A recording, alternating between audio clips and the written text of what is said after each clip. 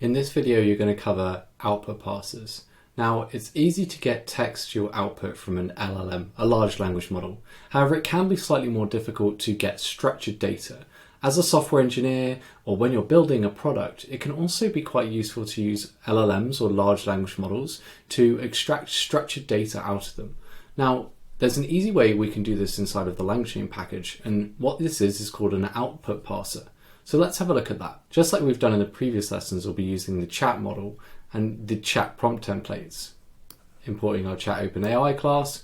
However, we're going to introduce a different type of thing called a pydantic schema model.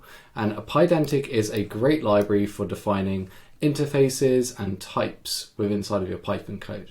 Now, LangChain also provides a pydantic output parser. This is a great way for you to get structured JSON out of an LLM response. Let's see how it works in action. Firstly, we define our chat model. After defining our chat model, we then create a pydantic schema. Notice how we're inheriting the base model. We're then setting up two keys that we want, both of which are strings, and we have a field for each key with a description of what's inside.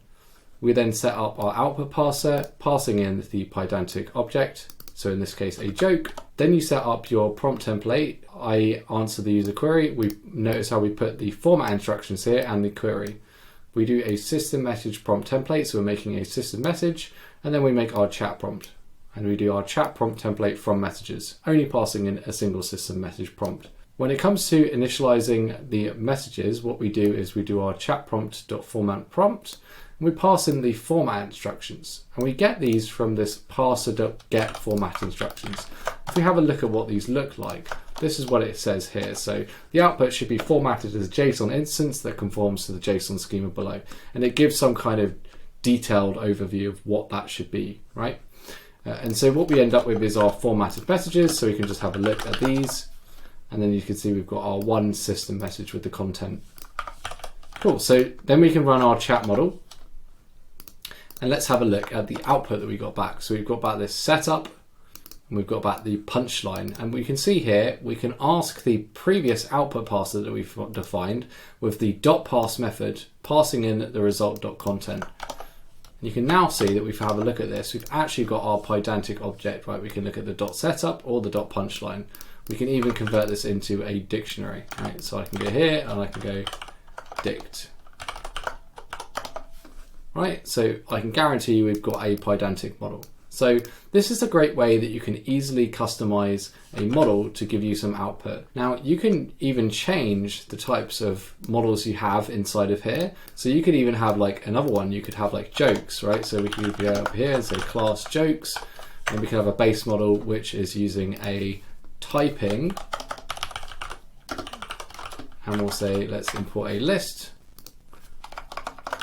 And then we can say what we want is a list of jokes. And let's just go and fix this code here.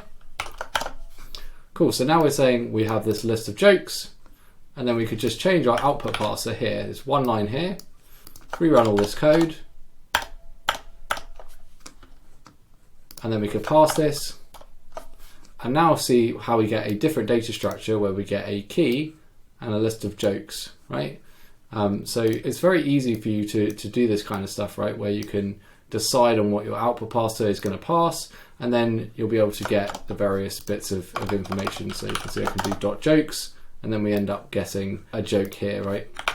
So I could then go into the first one and have a look at the punchline, right? So very easy way of manipulating data. I use output parsers an incredible amount. They're very, very versatile, and they're great for when you want to work with your own functions and get structured data so that you can insert it into your API calls.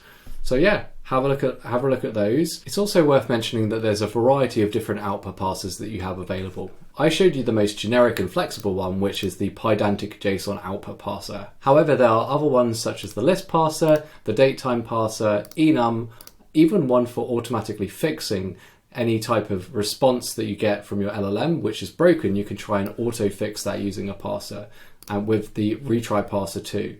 There's also a structured output parser. So there's lots to explore, but I found personally the most flexible one to be the pydantic JSON parser.